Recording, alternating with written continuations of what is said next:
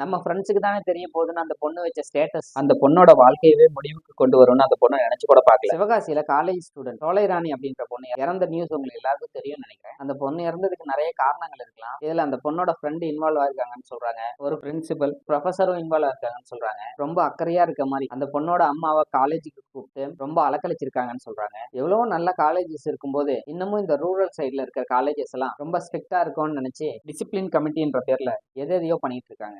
இந்த மாதிரி college student இறந்து போகிறது இது ஃபர்ஸ்ட் டைம் கிடையாது. இந்த மாதிரி நிறைய நடந்துட்டு இருக்கு. நமக்கு சில கேசஸ் மட்டும் மீடியா மூலமா தெரிய வருது. இந்த பொண்ணோட இறப்பை பத்தி காலேஜ் கொஞ்சம் கூட கவலைப்படாம இருக்கிறது தான் ரொம்ப ஆச்சரியமா இருக்கு. ஏதாவது மிஸ்பிஹேவியர்ஸ் காலேஜுக்குள்ள நடந்தா காலேஜ் ஆக்ஷன் எடுக்கிறதுல ஒரு நியாயம் இருக்கு. காலேஜ்லயே நடக்காத ஒரு விஷயத்துக்காக காலேஜ் ஆக்ஷன் எடுத்திருக்கு அப்படின்னு நினைக்கும் போது காலேஜோட ரெப்புடேஷன் அவங்களா நினைச்சிட்டு இருக்க அந்த ப்ரொஃபஸரோட ஈகோவோ நம்ம ஃப்ரெண்டு நம்மள நம்பிதானே ஸ்டேட்டஸ் வச்சிருக்குன்னு நினைக்காத அந்த பொண்ணோட ஃப்ரெண்ட்ஸும் இறப்புக்கு ரெஸ்பான்சிபிள் எடுத்துப்பாங்களா? இவங்கெல்லாம் அந்த பொண்ணோட கேரக்டரை டிசைட் பண்றதுக்கு முன்னாடி கொஞ்சமாவது அந்த பொண்ணோட பாயிண்ட் ஆஃப் வியூல இருந்து யோசிச்சிருப்பாங்களா இல்லையா?